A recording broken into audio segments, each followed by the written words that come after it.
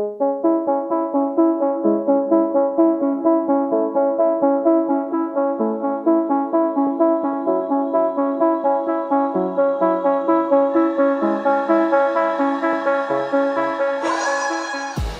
and welcome to the Blackout podcast where I get to talk to amazing people who do amazing things. And today I'm so excited to have super awesome talented person, my friend Rebecca Wilson, the owner of Lucky Sprout Studios. Thanks for coming to the podcast today. Thank you for having me. Okay, so I know when we started talking years and years ago, you were like doing the sea salt thing. So I want to start with that before we get into all the design and stuff. Yeah. So how did you get into that? And So the sea salt business, which is still running and thriving, I'm very glad to say, I started in 2017, 2018. And that was a really big pivotal point in my life because I was having a lot of things happen all at once. That's where my entrepreneurial journey really started.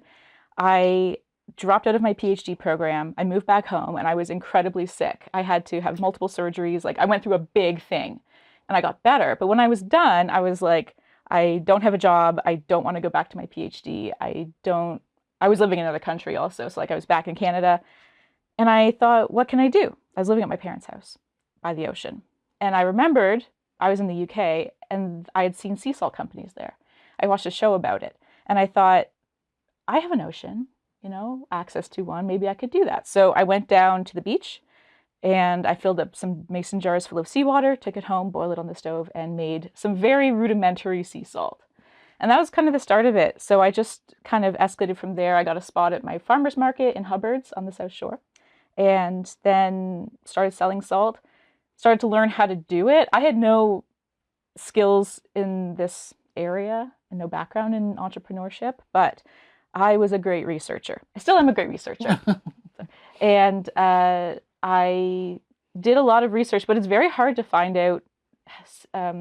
Salt makers keep their secrets, is what I learned. So there's like I guess a trick or a secret to getting the different taste, or? Yeah, so every ocean has its own mineral composition. Shorelines will have different mineral compositions, so that will affect the taste. So different parts of the world will have different mineral compositions and salts. But then there's also the manufacturing side. So once you get the water, there's salt in there, but how do you get it out? And so you can do solar, which is really hard in Nova Scotia. You can do heat evaporation, which is what I chose to do. And then over time, once my brother came into the business, because he's got an engineering background, he was able to kind of look at what I was doing and say, okay, this is why the salt crystals take this shape when you do this versus this shape when you do that. Mm-hmm. And we built our own equipment and grew it like that. So now we're able to make like fleur de sel and chunky crystals and all sorts of shapes. But it's a lot of technical stuff that I had to learn on the job. So I'm really proud of it. And now we do like flavored salt. I say we. I actually stepped out of the business about 2 years ago, and now my mom and my brother run it, and I still show up and help. What was the business called? South Shore Sea Salt. Nice. Yeah. Nice. I remember I was talking. That's how long ago I've been trying to get you to come on. I know. Yeah. And then it was amazing to me that you took this period of adversity and turned it into this thing. So, okay, 2 years ago, what made you decide, oh, okay, I'm going to focus on my studio, my art? And Well, first of all, I moved to the city. So I was no longer in the South Shore. And that made it difficult because I wasn't there to do the actual labor. And so I was helping out with managing things. But eventually, my brother wanted to go more full-time into it. And I had enough other things on the go because I have way too many interests and things I like to try and businesses I start and such that I had enough on the go that I could let it kind of go. And so I was very happy that they kept it going because I felt really proud of what I built, but I'm much prouder of what they did with it because my attention span and my background in not engineering and science and food, I had a limited runway, I think. So they've taken it much further and I'm very proud. Okay, you're proud, but was that decision difficult to make? No, not at all. I said it was his birthday, and I said, "How would you like to own 50% of this business?" And then I said, "Perfect, I'll do the paperwork." and that was it. Oh, I was wow. so thrilled to no longer be part of it. I just had so much else going on that it was easy, and it wasn't like I was giving it up and saying goodbye and never touching it again. They were still doing it in the same place. It was just no longer my responsibility. Okay, so you mentioned moving to the city, but what are some of these other interests that you decided to focus on? So I was doing graphic design freelance work during all of this because as much fun as making sea salt by yourself is, it's not exactly lucrative. So I was also doing graphic design work, mostly doing book design. So I was doing, Sorry, you come out book design, like the yeah, cover books or? covers and the interiors. And I was Oh, also self-publishing stuff, but I had a few book clients, and that was really fun and gave me kind of a portfolio to work from. So I had a lot of projects on the go related to books. And then I started teaching online on Skillshare and teaching book design, just being like, here's how you do it. Because I was finding that I was being hired by a lot of independent authors.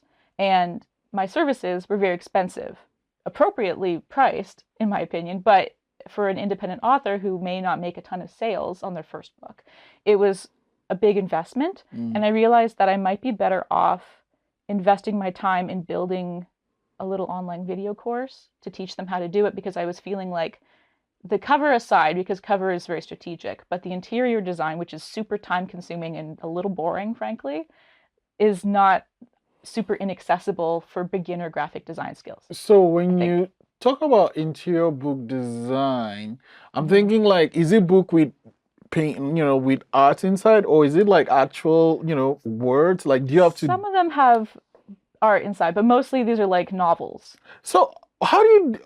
What design go? I didn't know you. This is a thing. Like Yeah. I've never heard of this. Yeah, so when you get a manuscript off of like Microsoft Word or something, right? It's just pages and pages of text. Yeah. That's not formatted the way that when you open a book, you have it on two sides, right? So Oh, it's kind of invisible design in that it's not like flashy, but right. there's a lot of technical, like you can get very fancy with it, or you can do very simple.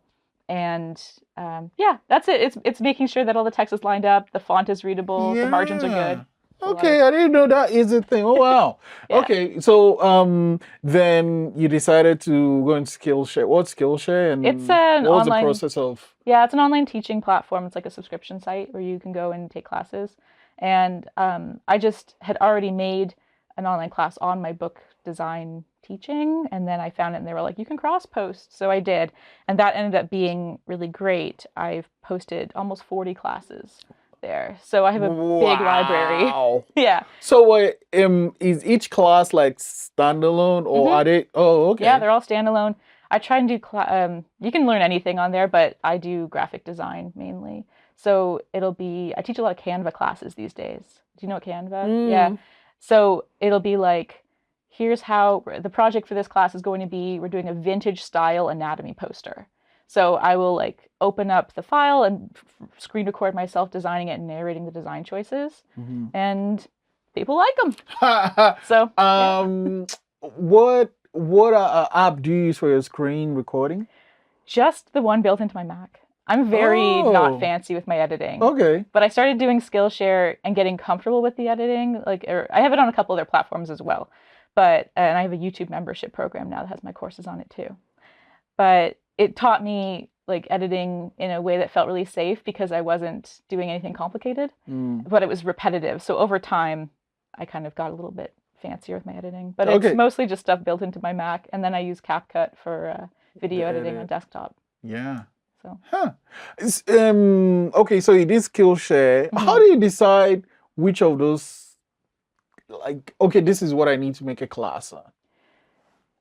That's a good question. I guess I have an ongoing list in my notebooks that I continually add to and don't make everything, so I feel like I never run out. This is a chronic problem I have in Oh. every aspect of my life, as I'm an ideas person. So I always have a million ideas, and I have to accept that that is a renewable resource, and they will never stop coming. So even if I don't capitalize on every good idea I have, that's okay. Mm-hmm. It's a lesson I had to learn. Oh, okay, let's go back a bit. What were you gonna do your PhD in? It's PhD was in comparative Latin literature. Oh, So it was on representations of Greek and Rome in Cold War era science fiction. wait, did you have to learn Latin too? Yeah. So do you still understand Latin or? Yeah, a bit. Oh my God. Oh, wow. Wow. Yeah. Wow. Okay. Okay. And Okay. ancient Greek, but I'm much worse at ancient Greek. Which one is more difficult to learn? I think Greek is way harder, but that's because I already knew French and English. So Latin structurally has a lot well, they came from Latin in many ways. So Oh. it wasn't as uphill a battle, I felt, as learning ancient Greek. So without, do you have to learn like the alphabets and stuff? Do you Yeah. have to write? You know, because of like seeing some text and the alphabet looks weird. In ancient Greek? Mm. Yeah, it's pretty, like the alphabet, I believe, is the same as modern Greek, but it still is an extra layer of cognitive processing to translate a different alphabet as well as a different language. Mm. And that may be where my fatal flaw was in Wow. specializing Latin over Greek. So I guess before what would like your masters and stuff, was it all Yeah, linked I to- did 2 masters. I did an English master's and I did a classics.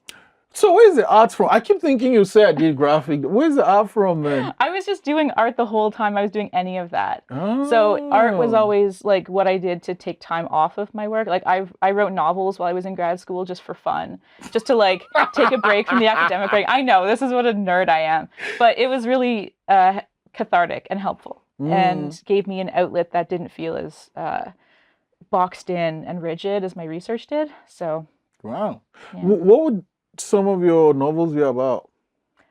I have one that it's 13 years I've been working on this one. It's horrific, but it's a great Wait, novel. what is horrific? The book That I've or been, the that I've been working for 13 years on the same project. Okay. Because I've had other projects come and go, but this one, it's a pre-Roman Italy novel based on a mythological character named Camilla from the Aeneid. So it's very nerdy when I say that, but it's just like a story of like a very cool warrior woman who became a queen in pre-Roman Italy.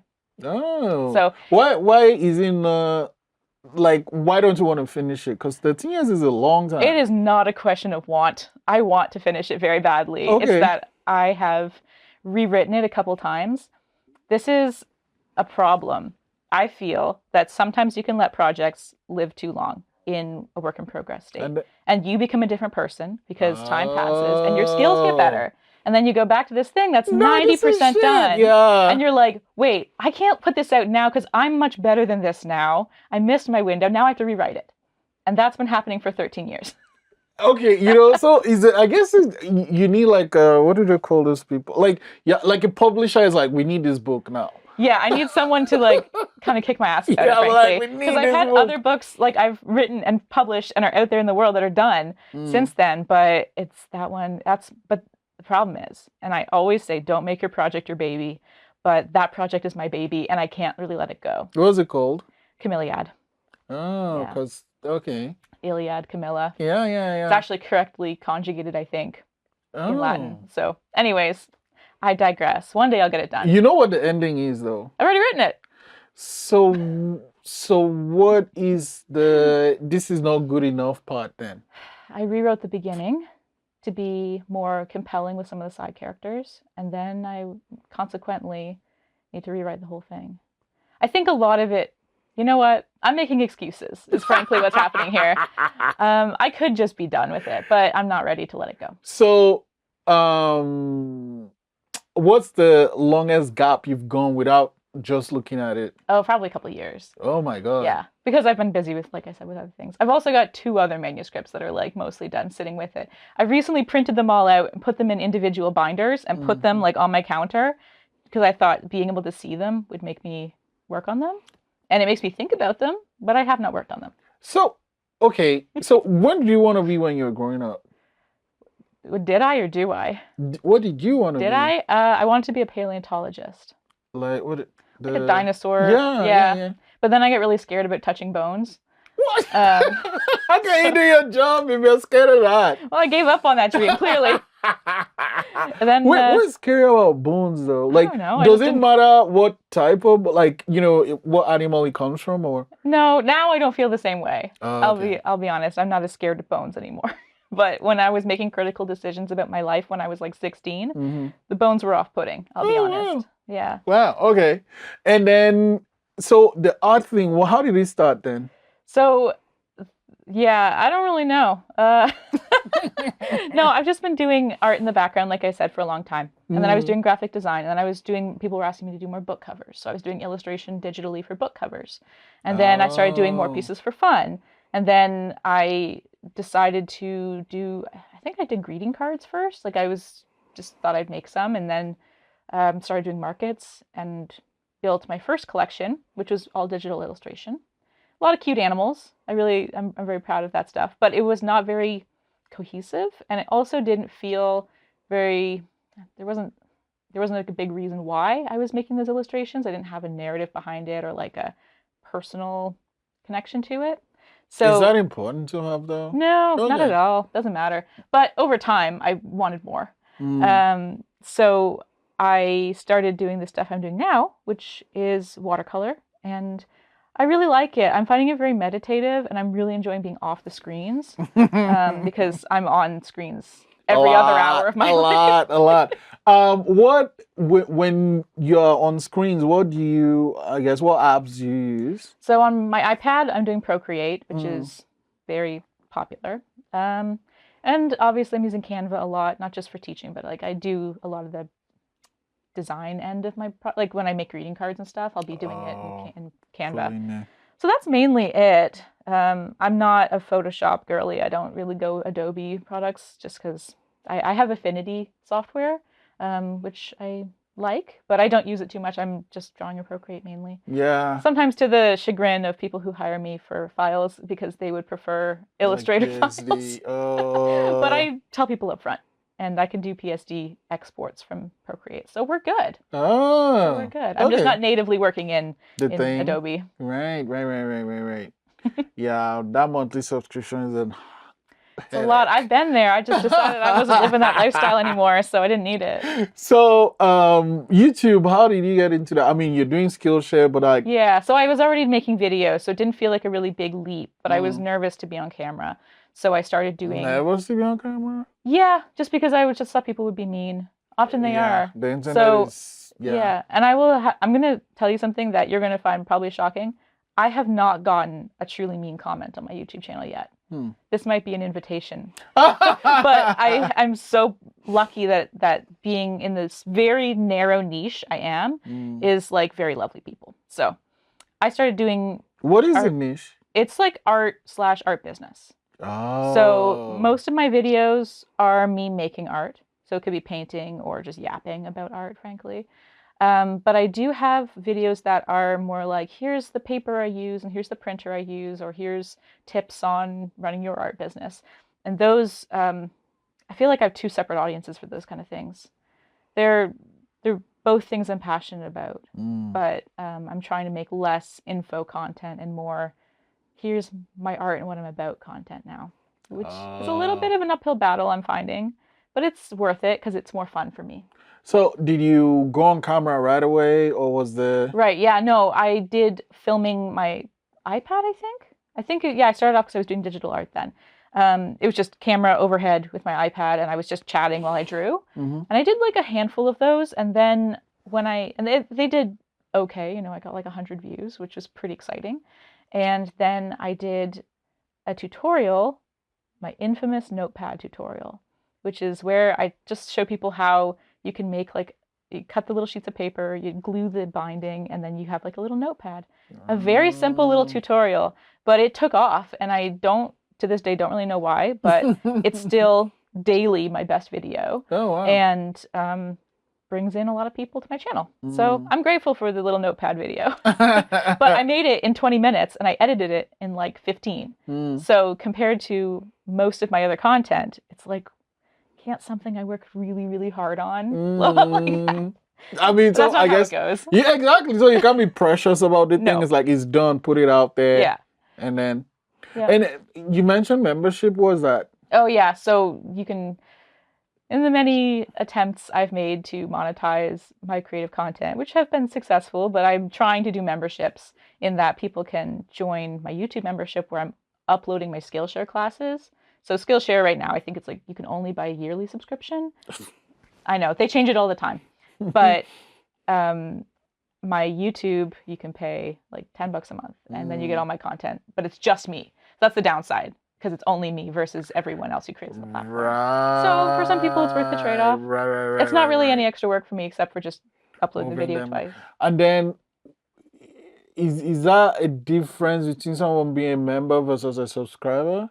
Yeah. On YouTube? Yeah. So subscribers are watching my free content, and they watch ads, and that's how I.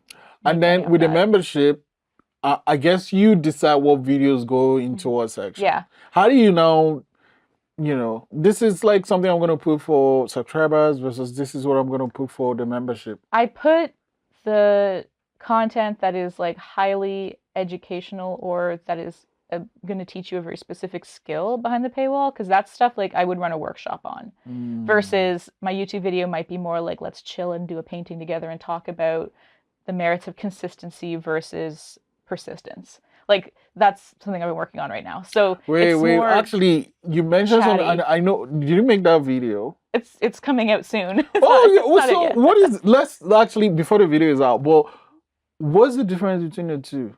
Being consistent and persistent. So I'm looking at it through the lens of art. I'm struggling with this debate all the time also, because consistency is really hard for me, in that I always thought the only way to do art properly is to have a very identifiable visual look. So like someone would see it and be like, well, obviously that's a Picasso. Obviously that's a Rebecca. But that's really, really hard for me. And I have a lot of interests. I like a lot of mediums. And so I kind of realized over doing art and creative work for long enough that the consistency is me. I'm the consistent thing in all these things. Everything else is kind of tied back to me. So I don't have to worry about that as much. It used to stress me out a lot. And now I'm just more concerned with persistence. So not giving up on things just when I feel like it doesn't look perfect or it doesn't speak to me anymore. It's like, well, if I just finish it, then it doesn't haunt me anymore. So like as you can tell, I'm haunted by a lot of old projects. I'm trying to let go of that. But maybe that's just part of my creative process. But that is my whole thing. I'm like trying to shift my mind from being like consistency is most important. And also in terms of like, I was doing YouTube once a week and I was finding it really hard. And because I just have so many other things on the go. So I've let that go. And it turns out I'm still posting relatively once every 10 days naturally without worrying about being consistent. But I think that is sort of a luxury that's only come after doing this for many years. At the beginning, you do kind of have to be hard on yourself, I feel. a little bit. Why? Because otherwise it's really hard to get off the ground and get running, I think. Okay. Because if I hadn't been consistent in the beginning with like posting once a week, I wouldn't have made a habit out of it. And now that I know what I'm doing and I'm not in like a learning phase as much anymore, I can kind of let it go, and it just naturally, I remember to edit videos. But that's pivoting away from it being a statement more about my art practice, which is, again, that I think it's okay if my collection from last year looks different than this year, and next year will look different. But I do feel very much that every painting I make, for example, is a necessary step to get to the really good one up ahead. So I do believe I have to make a certain amount of shit art in order to get to the good stuff. And when I feel frustrated with a piece because it's not looking good, I just kind of decide that I have to do this because something good will happen as long as I finish it. In a way, I think I'm just tricking myself constantly to work. To keep going, yeah.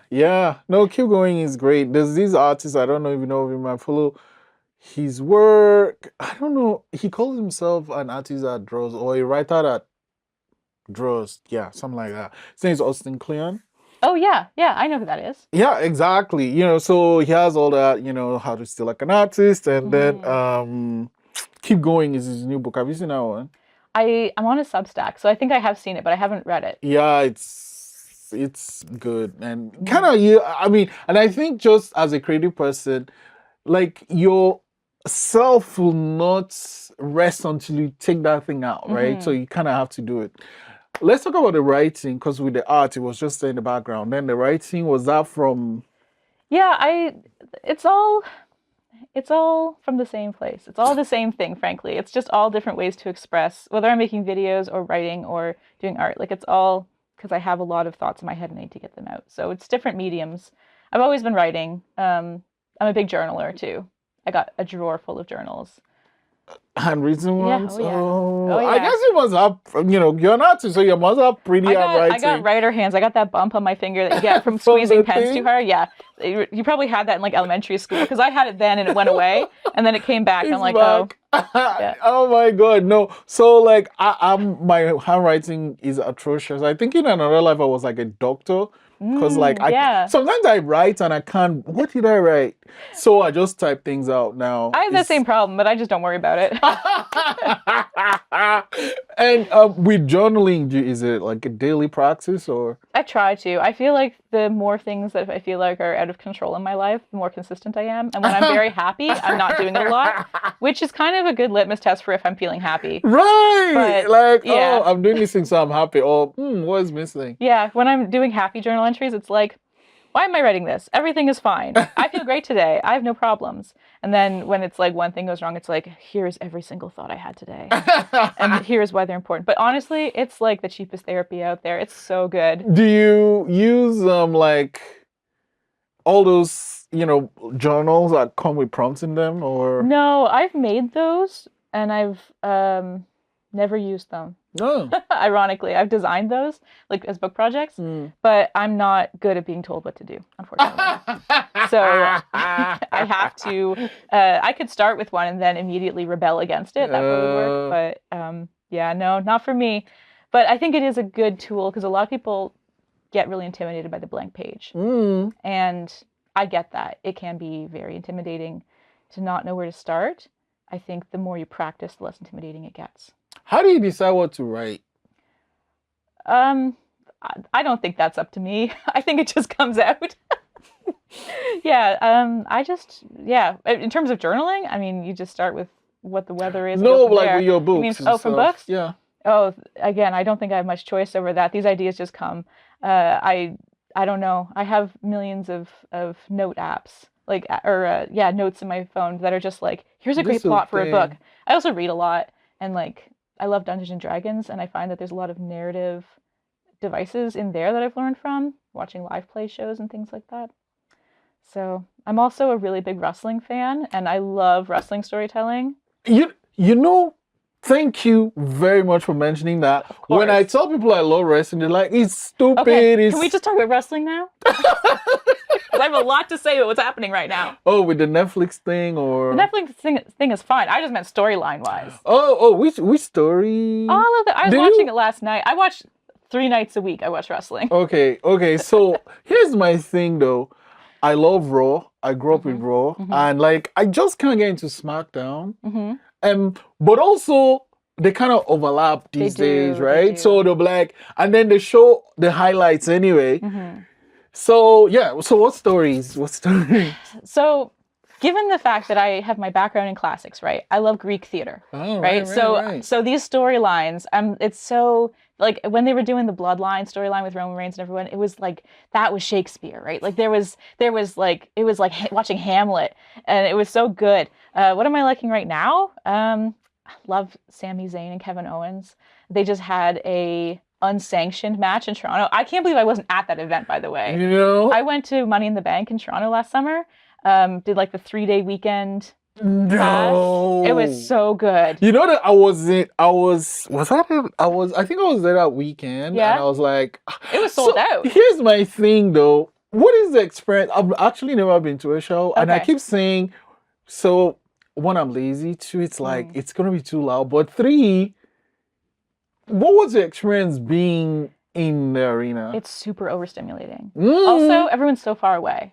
So you have to it's when I couldn't go to the event that just happened in Toronto, my friends were like, it's okay because this event is actually better to watch on TV because you can see better. And I saw it was in the Elimination Chamber. Yeah, it was Elimination Chamber, and they were in the Rogers Center, so it was like the where they do baseball, and there's people sitting up like way up high. I saw footage from somewhere there. It was like watching ants wrestle. So I'm like, I agree. Maybe it was better that I stayed home. Yeah. Yeah, it's really fun. It's sort of again, not to pull it back to classics, but it's like being in the Coliseum, right? You've got the people roaring around you for the fights, but like kind of with the consolation of knowing that like these people are working in a safe way. I'm not watching like people die for this.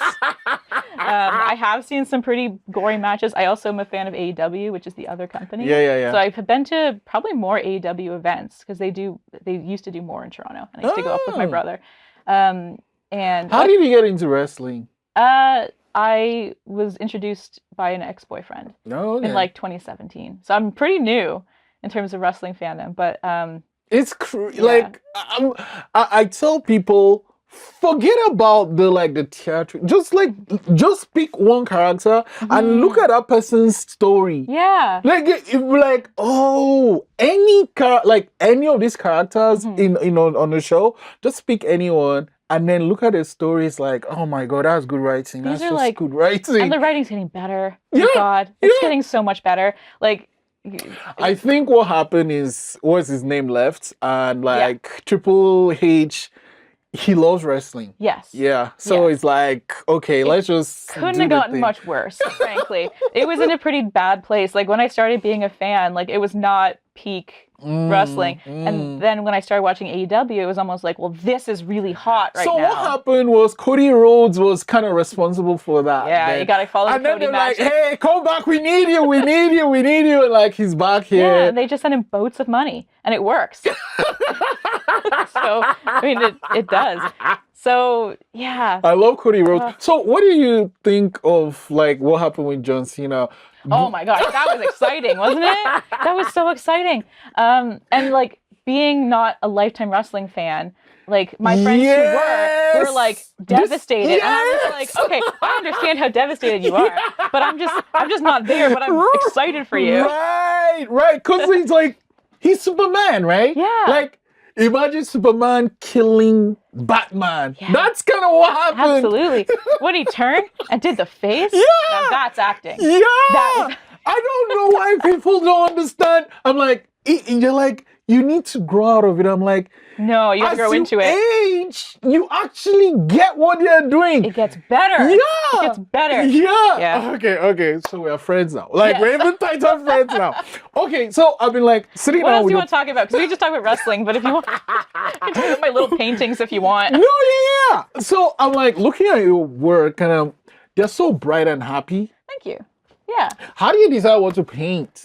So, God, I'm just so queued up on wrestling right now, but you're asking me a serious question. I'll come to No, it's okay. How do I decide what to paint? I'm mostly sitting on my couch watching wrestling with my iPad, drawing things on my iPad. Oh. And that's where I get a lot of doodles from. I'm lately trying to put more personal narrative into pieces. So this one, for example, is obviously an homage to East Coast food. Yeah. And I really like that. Ironically, I'm vegetarian. I would never eat any of these things. But maybe I need the lemon. Yeah. Yeah, I go for the lemon, maybe the parsley. But it's less about the food and more about what it means to me. And it reminds me of family dinners and being around my mom's family in Newfoundland and these sort of things that evoke feelings to me. I added the little bows in because I thought, can I make seafood cute? Oh. And I think it's pretty cute. Yeah, I mean, like, I think seafood is cute as is, though. Yeah. Okay. This one I just finished this week. My lettering is not my favorite thing, so I'm going to fix that. When I scan these and then make prints of them, I can kind of clean up some of the lines a little bit. Okay. Talk to me, because I keep hearing about that. Like, I draw it, then I scan it, and then I can work on it. Yeah. So when you scan it, does now the whatever thing you use see each thing as an individual, like... Well, it's just... So I'll tell you my whole process start to finish, if that's helpful. So I start by doing a sketch on Procreate on my iPad. I don't like sketching on paper because I'm slower. And I find that I can do faster sketches just using like a pencil imitation brush on my iPad. Then I print that. And then I use that paper on a light box and trace the sketch What's a light box? It's a big piece of, I don't know, it's a big rectangle that lights up that you can put paper on and you can see through it. Yeah. Okay. So I have a big one of those. So I transfer my design onto watercolor paper. And then I paint it by hand. Wait. So you need a specific color, sorry. Yeah, I just use a red pencil. No, paper for watercolor. That's what I mean. So So I print off the digital sketch onto just regular printer paper, but then I have watercolor paper. So I usually use a cotton-based paper. Is this? Yeah, that's what that's on. I like cotton paper. Actually, that one's 25% cotton, 75 cellulose, so paper pulp. Okay.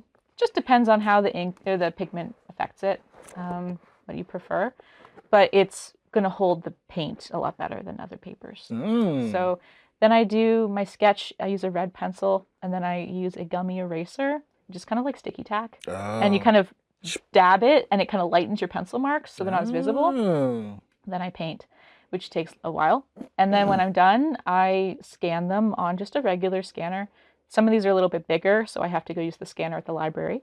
But shout out to the library. I use all sorts of resources there. And then I can go take that scanned image of my painting back in Procreate. And I actually manually erase the white background so that it's going to print cleaner, which I think there are lots of tools you can use to skip that step. But I like doing it manually because I think it looks better and it's very meditative and it makes me feel like I'm working when I'm like watching wrestling because their job to do. That's not very hard. And then when that's done, then I can print it and it looks really clean. So during that cleanup process, I have the opportunity to make small fixes. So for example, in one of those paintings, my big stupid hand went through wet paint and smeared it, which when I'm doing these like really delicate symmetrical images, a smear is kind of devastating. So to deal with that mistake, if it's small, I can use like a very sharp little blade and scratch it off when it's dry, and it just takes the top layer of paper and paint off. But sometimes you just can't. So that's a piece that like I would never be able to sell the original because it's got a big ugly thing on it, but I can fix it when I'm editing it, and it will still be pretty and that's the able to make whole prints out thing. of. Okay, so I love what this one says. A maker's mindset always finds pleasant ways to pass the time. Where is that from? I made it up. I made it up this week. However, I will say Maker Mindset was the name of a podcast I had. A great 4 or 5 episodes, like 6 years ago. Didn't finish because I was not in a place of consistency at the time. But I liked the phrase. And so I do try and operate from a maker mindset in that I am trying to make things rather than consume things all the time and also repurpose things. So that's what this picture's about. It's also a kind of homage to a picture I did many years ago for my mom's sewing room where I had illustrated all these sewing tools. And that was a digital illustration that was, I think it's really nice, but it was like much earlier in my art career. So it's fun to do. And you're like, oh, I'm doing it better now. Yeah, well, I'm trying to do something different. Okay. And I also think it's cuter because I'm more drawn right now to the, like the not perfect art, the watercolor. Like if I do it on digital, I feel like perfectionism comes in a lot more because I can make it glossy and perfect. But when I'm painting, it's going to be a little messier, and I like that now. Wow. So there you go. Okay, you really love bows, eh? Yeah. I was trying to do this one. Actually, I wanted to do all in red and pink, and it didn't work out because I can't get away from the green. I love that olive green paint. It's my favorite color of paint. Why? So, just looks nice. Makes me feel good when I see it. It's gonna be in everything. It's in all of them. I use the same. I only have so much paint. Okay. And here, oh yeah. 14 Favors the Brave. Yeah. Do you want to hear a funny story? Yeah. When I was studying abroad, when I was like 21, I went to England, to Plymouth University. I really loved it. And I was there. I was being really brave because I was very anxious. I am still very anxious as a person. So this was a big deal that I went there. And I decided I was going to get my first tattoo. And by myself, I went to this tattoo shop that I did not research because there wasn't the resources for researching tattoo shops at the time. And I showed up, and that was the phrase I wanted to get tattooed right here on my arm. And I brought on a piece of paper, and I was so nervous. The guy at the front said to me, "Why don't you go away and have a little think about that?" And I was so mortified that he basically told me to leave because I was so nervous and unsure that I never went back. So I never got that as my first tattoo. I have many others now. Right. But that phrase still stuck with me because I was, at the time, trying to be very brave and also studying Latin. So it worked out. Right. So I put it on this piece because, I don't know, I just kind of resonated with the symmetry of it. I'm doing a lot of symmetrical pieces right now. And I think there's something that maybe I can't really put my finger on yet and name, but the practice of hand painting symmetrical things is very interesting because you can't make it perfect twice. And I think there's a lesson in perfectionism for me in that. Because like when I'm painting these two rabbits, like the drawing is identical. I literally did the digital drawing. It's the same one twice. But when I paint it, they aren't going to be identical. And I can't make them be, even if I was a really good painter.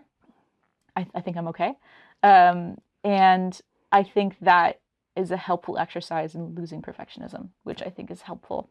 So are you ever gonna put this on your skin, the thing, fortune favors? Maybe I should. I have a different Latin phrase over here, so I don't know if I'm done of Latin phrases, but Oh my God, bunnies. Okay. yeah, bunnies. So this actually has gold in it. There's some gold on the detail in there. So I'm thinking when I do prints of it, I might hand paint in the gold because it doesn't scan well, which sounds like making more work for myself, doesn't it? Yeah, but that's okay. It's fine. Okay. I have my rabbit Blueberry in my art studio with me. So constantly when I'm looking around for inspiration, I look at her, and she's the love of my life. She's the people's princess, Blueberry. I've had people make drawings of her and send them to me, like because I post her all the time online. So a lot of rabbits factor into my work. So Blueberry's a rabbit? She's a rabbit. What's the story there? I needed something to love, and she came across my Instagram feed from a local rabbit rescue, Honey's Bunnies, and she was actually being rehomed. She was living with another family that she had been with her whole life, and they were looking to rehome her, and I saw her and just knew that was going to be my little bunny. So I messaged them, and within a couple of weeks, I had her, and that was it. My first ever rabbit, but I always wanted a rabbit. And also, I can't have cats or dogs where I live, so it was like perfect. And she's just been a delight. She did try and die once. What? Rabbits, if you they get GI stasis. It's like a thing that rabbit owners have told me it can be from stress. The vet told me it's from medical issues. So I'm like, okay, one of those is probably right. Where basically she just stops eating and was just shaking in pain really terribly. It was horrific, and I had to take her to the vet for some very expensive little appointments, and she got better. But I thought she was going to die. Wow. And ever since we've been great. But I think it was probably the trauma of moving because it was within a couple of weeks of that happening. Like, where is this place of me? Yeah. But now... How long have you had her now? Like 7 months. Oh, okay. So we're still like learning each other, but she is a snuggle bunny. She just wants to be... I gotta pet her all day long. She's the best. But she's also got a lot of space. Like, I don't keep her in a cage. She's just free, but she doesn't like walking on hard floors. She only likes carpet. So she will not go off of the carpeted zone I've made for her. So frankly, it's very convenient. Right, because she's always she walks to the edge of the carpet, and she's like, I don't go further than this. Okay. Yeah. I want to come back to wrestling again because it's rare. No, honestly, it's rare to see someone that understands that it's about the story. It's about the freaking story. Like, until you've stood there crying and screaming at a wrestling show, like, it's hard to relate to someone who doesn't know what that feeling is like because it's so good. Yeah. And these people are so talented, and often they are given good stories, and often they're not given good ones. Well, okay, what is an example of a not so good story you've seen? There was this is when Bobby Lashley and Lana were having an affair. Like, it's a lot of times when they do like the relationship-based ones, really cringy, because it was like Lana and Rusev are actually married. I don't know if they still are. So it's like, what is that going for you on? guys? Is that weird? I'm not enjoying this that much. And then Liv Morgan showed up and was like, I also was involved with, like, it was like, what are you all doing here? Yeah, You're all professionals. But that's their job, so that's fine. What do you think of the story of Mysterio and his son? Oh, love it. Yeah, really good. Dominic is so talented. Yes. He's come so far. Yeah. And, like, it's really fun to watch him. I sort of converted a lot of my friends into wrestling fans. How do you do that, though? Well, you tell them, come over, I've made cinnamon buns. And then when they're there, you're like, by the way, this event's on. We're all here. I have baked so many cinnamon buns to win them over, and it's worked. Yeah, I actually took a bunch of them to Toronto to like go to a live show last 2 years ago. We went to Nice. SmackDown. Anyways, they all decided that they hate Dominic. And I'm like, these are people who don't have a huge wrestling background, but they were like buying into it so well. And they were like, yeah, he should just hold their coats. Like, we hate him. And I'm like, I love him. I hate him, but I love him. Yeah, You yeah. guys don't understand. When he's trying to talk and people are booing him, you're like, Jesus, this guy is good. He's so good. Yeah. He's yeah. absolutely. Anyway, okay, you brought so much magic to this. Actually, no. I usually, I guess, go with this question. Okay, got it. Well, man, you have so many, I guess, like passions that you actually practice. Yes. So what is something that happened to you before you were 17 that plays a huge role into who you are today? So I have there's multiple things I could talk about to answer that. A lot of them are like serious or kind of tougher things. And I am trying to, much in the way when I talked about like when I finished my PhD program and I was really sick and like all that stuff that was really traumatizing. I'm trying to like focus less on that being my narrative now and more about like, okay, here's the things I'm really proud of. Pride and like being proud of my accomplishments is a very hard thing to tap in for me. So what? I mean, what? I know when I did my master's degrees, I didn't even go to my convocation. I was like, whatever. And I don't know. There's a lot to unpack there. Right. So when I think about things that happened before I was 17 that were formative, there is a very silly story that I can tell you. Okay. That led to two really important facts about me as an adult. This was in the late 90s. Like I mentioned, my mom's from Newfoundland. So we were living in Moncton at the time. And me and my mom and my brother would go to my aunt's in Halifax. And then we sometimes go to Newfoundland a couple times a year. And we take the boat. So this year it was about Easter. So we went to my aunt's. We had, Easter dinner, ham dinner, packed up the leftovers and drove to the ferry to Newfoundland. And we got on the ferry, and it's like 6 hours on the boat there. It's not fun, but, I was a kid, so it's okay. And then we got close to Port aux Basques, and we got an announcement that came on, and there was the captain who said that there is actually a lot of ice out there, and we are currently stuck in the ice. We could see Port aux Basques, but they're going to bring the icebreakers, and they're going to get us out. And so you just hold tight. And also, food's going to, the cafeteria will be free, so, you can go get a meal. And he said in the cafeteria, there's turkey sandwiches, there's ham supper, there's fruit cups, whatever else. So that's like, okay, I was a kid. I was like under 10. So that's fine. So we went to the cafeteria, had our meal, and then ended up staying overnight in the boat. We had a cabin, thank goodness. And then the next day, captain comes on and says, we're still stuck in the ice. We're not moving. You can still go get another free meal. But now we're out of everything but ham dinner. And we had just brought leftover ham sandwiches from Easter. So now we're on day 3 of eating ham. And we spent a total of 9 meals on this boat, 3 days, trapped in the ice, waiting. And you could see Port aux Basques just eating ham. And finally, the ice broke. This is back when we get really bad winters in like April still. And we got to Port aux Basques and we drove. And this is before cell phones as well. So no one really knew what was going on the boat. And we get on land and we drove to my aunt and uncle's house. And we had a belated Easter dinner of ham. And this is a formative story because I am now a vegetarian who will never go on a boat. I refuse to go on boats. No. So you don't fly to Newfoundland now if you go? I just fly. Yeah. So that was a formative experience when I was young. Shit, it's like fucking I'm eating meat. I don't know what. You shouldn't be eating ham for like 5 days straight. It's not good for you. Okay. Oh my god, this is awesome. So, you brought so much joy and magic to the studio today. So I'm gonna leave you with one of mine. So you write a number between 1 and 60. Okay. Do not show me. Once you're done, you can point it to either of the cameras. And I'm going to use these cards to tell you what your number is. Okay. Yeah. You know my number? All right. Yeah. Hopefully it works. All right. Let's find out. Yeah.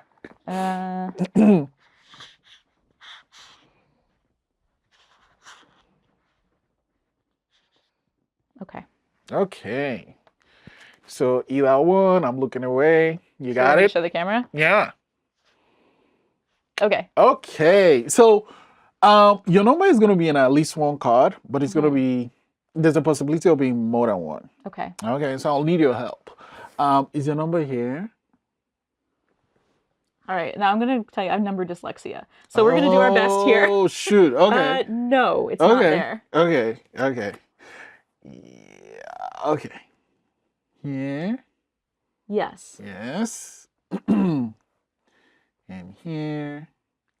Yes. Okay. And here. Yes. Okay. Okay. And here. Yes. Oh, wow. Okay. And here. No. Okay. So let's hope this works out. I hope it works. 27. Mhm. Okay, that's a Good. number. Glad it worked. Did you Rebecca. listen to the sound of me writing it? Okay. This is a very loud marker, I noticed. No, Okay, no, you're just a wizard. That's cool. Yeah, it's the cards. The cards still. Thanks so much for coming to the podcast and for making me go on about wrestling, because people Hey. need to understand it's about the story. Anytime. Listen, I have so much to say about wrestling. Apparently not as much about to say about my art. I should maybe work on that balance a little bit, but I really enjoy talking about both. Thank you so much for coming today. Thank you.